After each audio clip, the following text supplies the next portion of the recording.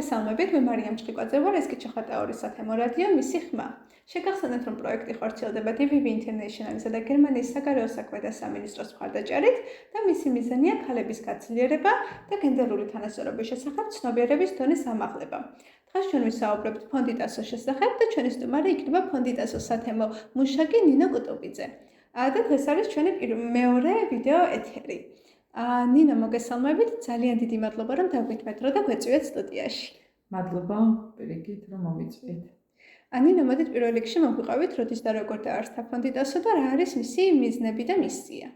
ფონდი ტასოს დაარსების შესახებ, პროსტორი იქნება, რომ მის მესეურებს შევეკითხოთ. მე შემიძლია გითხრათ ჩემი გამოცდილება და ჩემი შეხება ფონდ ტასოსთან. ფონდი ტასო მუშაობს 2007 წლიდან. განსაკუთრებული აქცენტი კეთდება ახალგაზრდა გოგონებზე და ქალებზე, მათ განათლებაზე და განვითარებაზე. ფონდი ტასოს მიზანი არის თანაბარი შესაძლებლობები ჰქონდეს ყველა ქალს, რომლებიც ცხოვრობენ სოფელში. ნინო, მადლობა პასუხისთვის. დიდი იმედი მაქვს, რომ მოვიწევთ აუცილებლად ფონდი ტასოს დამაარსებლებსაც ჩვენს გადაცემაში და როგორც თქვით, თქვენ უფრო თქვენს გამოცდილებაზე შეგეძლიათ რომ გვესაუბროთ, ამიტომ მოდით სწორედ თქვენს გამოცდილებაზე ვისაუბროთ. როდის დაიწყო თქვენი და ფონდი ტასოს ურთიერთობა და თანამშრომლობა? ჩემი და ფონდი ტასოს გამოცდილება და პირველი შეხება იყო 2021 წელს, როცა ფონდი ტასოს წარმომადგენლები, ქალბატონი ქეთრაინ და ეკა ჩამოსულები იყვნენ ჩვენ სოფელში, სოფელ ხევში. ისინი ხვდებოდნენ ქალებს და მეც მოვხდი ამ შეხვედრაზე. იყო კითხვა-პასუხის რეჟიმი, ქალები ძალიან აქტიურობდნენ და ძალიან გვინდოდა, რომ ეს ორგანიზაცია შემოსულიყო ჩვენთან სოფელში, მით უმეტეს, როცა გავიგეთ, როგორი მიზნები ამოძრავებდა ამ ორგანიზაციას. მაქედან დაიწყო ჩვენი ურთიერთობა. შემდეგ ფონდი ტასოს წარმომადგენლებმა ამირჩიეს სათემო მუშაკად და ეს ჩვენთვის ძალიან დიდი გამოწვევა იყო, იმიტომ რომ არ მქონდა მანამდე ესეთი გამოცდილება და რაღაცა სიახლე იყო ჩემ ცხოვრებაში და მეც ამ ქალებთან ერთად გავდიოდი ყველაფერს, სწავლობდი. ცოტა რთულია ასე აიღო პასუხისმგებლობა, ანუ შუამავალი ხარ ფონდ ტასოს და ამ ქალებს შორის. არც თუ ისე მარტივია, მაგრამ მე მგონი გამომივიდა და შევძელი, იმიტომ რომ როცა ეს პროექტი დასრულდა, მეორე ფაზა როცა გამოცხადდა, ისევ ჩავერთე და ეხლაც სათემო მუშაკი ვარ, ოღონდ ამ ეტაპზე ჩართულია სოფელი ბუკნარი და სოფელი ქვენობანი. პირველი ფაზის მონაწილეები იყვნენ სოფელი ხევი და სოფელი ჩხაკაურის ქალები. მადლობა და დარწმუნებული ვარ, რომ ძალიან კარგად გამოგხდით თქვენი საქმიანობა, იმიტომ რომ ჩვენც ბევრი ქალი გავიცანით უკვე და გადაცემაში წავდა რამდენიმე ფონდი ტასოს წევრი და ყველანი ძალიან ბედნიერები და კმაყოფილები არიან. მე მგონი ზუსტად მიზნობრივად ავირჩიეთ ეს სოფლები და მიზნობრივად შევარჩიეთ ეს ქალები, რომ ზუსტად ისეთი ქალებისთვის და ახალგაზრდა გოგონებისთვის არის ეს პროექტი, რომ ვისაც მანამდე შესაძლებლობა არ ქონია, რომ მას გავსი პროექტი და შესაძლებლობები და შანსი ქონოდა. ნინო, მოგვიყევით ახლა რა შესაძლებლობებს აძლევთ, უფრო კონკრეტულად ამ ქალებს, რა აქტივობებში არიან ჩართულები, მე ვიცი, რომ ახლა ტრენინგებიც ჰქონდათ მაგალითად და მოგვიყევით ამის შესახებ. ქალები ჩართულები არიან სამეწარმეო და სამეურნეო ტრენინგებში. ყველა ტრენინგი და სასწავლო სემინარი იქნება, ყველაფერი არის ინდივიდუალურად ყველა ქალზე მორგებული, ვისაც რა ინტერესი აქვს, რა იდეა აქვს და იმის მიხედვით უკვე მოცილობ დავეხმაროთ და მივაწყდოთ განათლება თუ ინფორმაცია ან პროექტი. მათ შორის ეს ქალები აქაც ზრდასრულთა და განათლების ცენტრშიც დადიან და სწავლობენ კერვას. პროექტის ფარგლებში უკვე გამოცხადებული იყო იდეების კონკურსი. ამ ეტაპზე ორივე თემში არის 18 ქალი. თვითდახმარების ჯგუფები ჩამოყალიბდა და ამ პროექტის დაწყების შემდეგ ორივე სოფელში 18 ქალიდან პირველი ეტაპი გადალახა 8 ქალმა და ეხლახანს იყვნენ ბორჯომში სამეწარმეო ტრენინგებზე, იქ ასწავლიან პროექტის წერას, დაგეგმარებას და ასე შემდეგ. მე როგორც ვიცი, ასევე ფონდი ტასოს ხელშეწყობითა და დახმარებით სოფლებში ქვენოვანსა და ბუკნარში გაკეთდა ქალებისთვის ცალკე ოთახი წყო თავშეყრისთვის. კარგი კითხვა დამისი მარიამ, მადლობა მინდა გადავხადო ადგილობრივ მერიას. სოფლის წარმომადგენლების ინფორმირებული არიან ამ პროექტის შესახებ და როცა მერიასთან მივიდა ინფორმაცია, რომ ესე ჩამოყალიბდა ორი სათემო თვითდახმარების ჯგუფი და ვითხოვეთ, რომ მოეცათ საშუალება, რომ გამოიყოთ ოთახი და ჩაეტარებინათ კოსმეტიკური რემონტი. უპირობოდ დაგვთანხმდნენ, გამოიყო ამ ქალებისთვის შესაბამისი ფართი, ჩაუტარდა კოსმეტიკური რემონტი და ფონდი ტასოს დახმარებით ამ შეხვედრების ოთახებისთვის შევიძინებთ საჭირო ინვენტარი. და რა შეხვედრები იტარდება ხოლმე, რა თემატიკაზეა? დიახ. პროექტიდან გამომდინარე, კვირაში ერთხელ ვიკრიბებით, თუ საჭირო მოითხოვს ორჯერ, ასევე თუ სასტრაფო საქმე გვაქვს და რაღაცა კონკრეტული საკითხი გვაქვს მოსაგვარებელი ან რაღაცა ახალი ხდება ხოლმე, ონლაინად თუ რაღაცა გადაუნდებელი, ონლაინად ვახერხებთ შეხვედრას.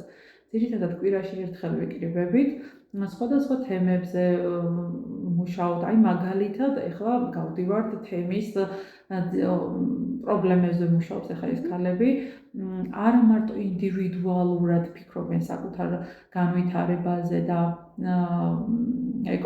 გაძლიერებაზე, ასევე უკვე იმ ეტაპზე ვართ, რომ ჩართულები არიან თემის ცხოვრებაშიც. ვცდილობთ რაღაცა გამოვყიდოთ კონკრეტული პრობლემებით, რომ შემდეგ სხვა პროექტი რომ გამოცხადდეს და სხვა დონორთან გამოჩნდეს რამე შესაძლებლობა, ჩვენ უკვე მზად ვიყოთ მათთან შესახვედრად, მოსალაპარაკებლად, რომ დაგვეხმარონ ამა თუ იმ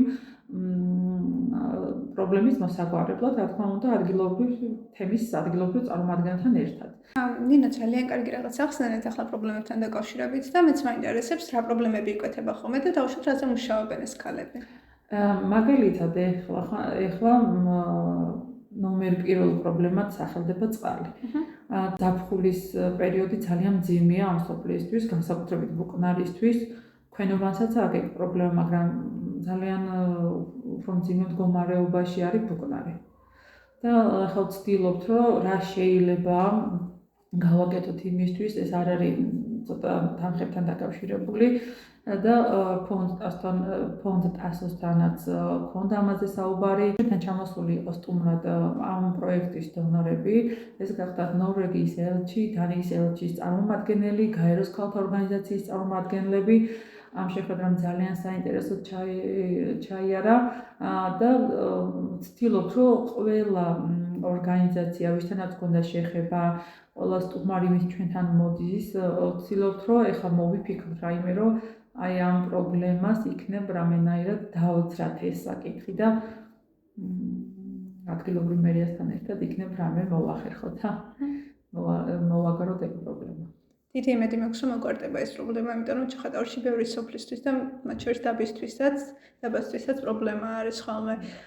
ნინო, თქვენ აი სათემო მუშაკი ხართ ამ ქალებთან ძალიან დიდი ხანია მუშაობთ და რა შეამჩნიეთ, რა შეიცვალა ამ ადამიანებში მუშაობის დაწყებიდან დღემდე? თვითდაჯერებულობა. აი ვერ წარმოედგინათ, რომ მანამდე თქვა სახლის საქმეების იქეთ რაღაცა ვერ წარმოედგინათ, რომ შესაძლებლობა ჰქონდათ, რომ განათლება მიიღოთ. აი მსგავსი ტიპის შეხვედრებზე წასულიყვნენ, თუნდაც ონლაინ შეხვედრები ან ზუმში შეხვედრის გამოცდილებაც კი არ ჰქონდათ და აი ამ პროექტმა ეს ყველაფერი მოიტანა და უფრო სხვა მხრიდან დაინახენ საკუთარი თავი. თავისი შესაძლებლობების ირწმუნეს ამ ქალებმა და ამ პროექტის მიზანიც ზუსტად ეგ არის, რომ ქალები გახდნენ უფრო ძლიერები, თავდაჯერებულები, რომ ძლიერი ქალი, როგორც საკუთარი ოჯახის დიდი ძალა, ასევე თემის დიდი ძალა და ქვეყნისთვისაც ძალიან დიდი ძალა. ნამდვილად. თქვენ როგორც სათემო მუშაკი, თუ კი დამდგარ ხართ ამ პროცესში, რაიმე გამოწვევის წინაშეც? დობის ფაქტორი არის თავიდან როცა შედიხარ თემში, რა თქმა უნდა ფონდის წარმომადგენლებიც მოვიდნენ თავიდან, შეხვდნენ ამ ქალებს ჩემთან ერთად და იყო საუბარი რა პროექტი იყო, რა მიზანი ჰქონდათ, მაგრამ ნდობის ფაქტორი მაინც არის. რაღაცა ვერ წარმოუდგენიათ, რომ ეს არის რეალური და მართლა რაღაცის გაკეთება შეიძლება, ან თავის ცხოვრებაში რამე შეიცვლება, რაღაცა ეს პრობლემა იყო.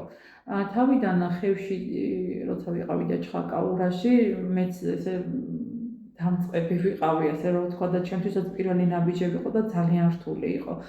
მაგრამ დრომ და ამ შეხვედრებმა აჩვენა ამ ქალებს, რომ ყველაფერი რეალური, ყველაფერი შესაძლებელია, თავარია მათი მონდომება.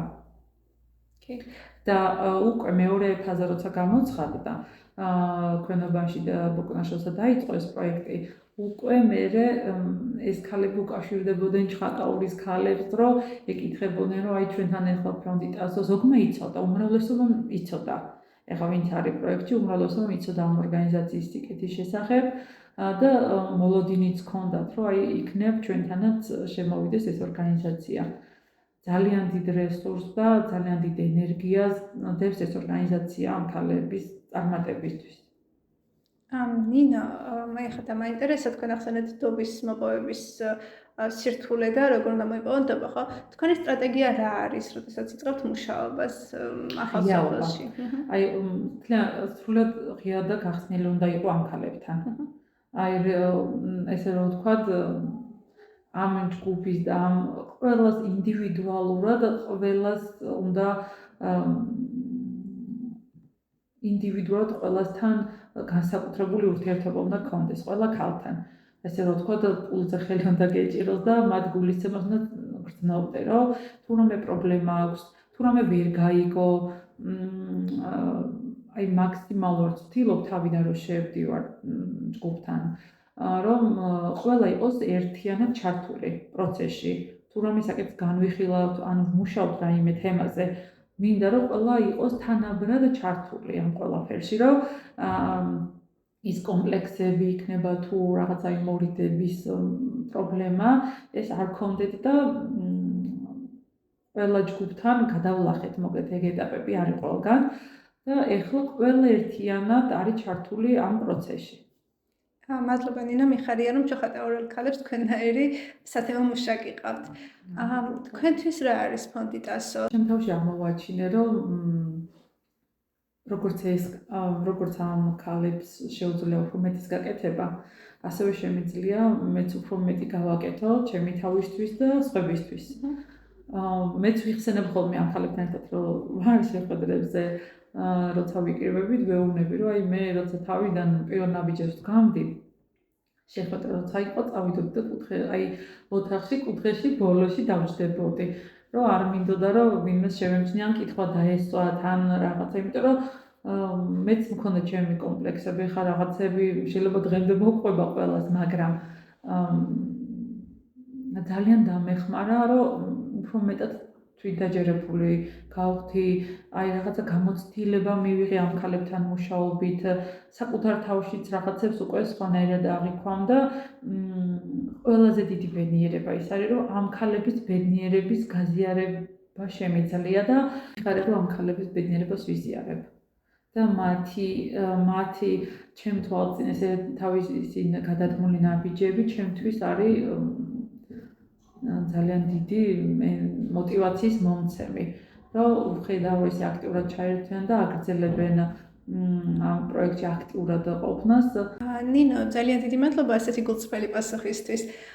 მე მაინტერესებს, რამდენი ქალი არის ჩართული თქვენს პროექტში, იყო პირველ ფაზაში, მეორე ფაზაში და რამდენი დაფინანსდა? 21-23 წლებში პირველი ფაზა როცა იყო, ჩოხატაურიდან სხვადასხვა სოფლები იყო, რა თქმა უნდა, სხვადასხვა სოფლიდან იყვნენ ქალები და ჯამში 70-მდე ქალი იყო. 70 ქალიდან დაფინანსდა 20 ქალი, რომლებმაც გააკეთეს სათბურები, შეიძინეს ჭირის აპარატები, გახსნეს სალონი, ასევე შეიძინეს დროხის საწველი აპარატები და სხვა უამრავი კარგი რამ გაკეთდა. მეორე ფაზაში ჯამში ჩართული ახლა 18 ქალი ორი თემიდან. პირველი ეტაპი როგორც გითხარით, ამ 18 ქალიდან გადალახა 8 ქალმა და საუკეთესო შედეგი არ ველოდი მართლა და მიხარია, რომ ესე აქტიურად არიან ჩემი ქალები ჩართული და 18 ქალიდან 18-ვე მიიღო პირველ ეტაპში მონაწილეობა, 18-დან 8-მ გადალახა, მაგრამ ეს იმას არ ნიშნავს, რომ სხვა ქალებს არ აქვს შანსი. მეორე ეტაპი გამოცხადდება და დარჩენილ სხვა ქალებსაც შეუძლიათ მიიღოს მონაწილეობა. ძალიან დიდი მადლობა ნინო, ძალიან საინტერესო იყო თქვენთან საუბარი და კიდევ ერთხელ მინდა აღნიშნო რა ბედნიერება ჩოხატაურელი ქალებისთვის, რომ თქვენთან აქვს ურთიერთობა და ასე გულდასმით და გულისხმიერებით, რომ ცდილობთ თქვენი საქმის გაკეთებას, გისურვებთ წარმატებებს თქვენ და თქვენს ქალებს და პროექტის მონაწილეებს. დიდი მადლობა მოწვევისთვის და მადლობა, რომ ჩემი ქალებიც მოიწვიეთ თქვენთან. ძალიან დიდი მადლობა, მათი ძალიან დიდი სტიმულია და ძალიან უხარიათ აქ მოსვლა. ძალიან კარგი ადამიანები არიან, მეც გამიხარდა მათი გაცნობა და ძალიან მოტივირებულები და რაღაცა მართლაც ფიქრობენ არა მხოლოდ საკუთარი თავის განვითარებაზე, არამედ თემის გაძლიერებაზეც. და კიდევ ერთ დავამატებდი. ძალიან დიდი მადლობა მინდა გადაუხადო ფონდ ტასოს, რომ ჩვენ ქალებს მისცა ამხელა შესაძლებლობა და შანსი და კიდევ ერთხელ გამმეორდები, ძალიან დიდი მადლობა ჩვენს მერიას, რომ ამ ქალებს ესე უდგა გვერდში და ერთი წუთიდაც არ დაუხებიათ უკან და მეტი მოტივაციისთვის ესე დაუდგნენ გვერდში. დიდი მადლობა ნინო კიდევ ერთხელ. მადლობა სუხთით ჩვენს მსმენელსაც და მაყურებელსაც. შევხვდებით შემდეგ გადაცემაში ახალი სტუმრითა და ახალი თემებით. დროებით.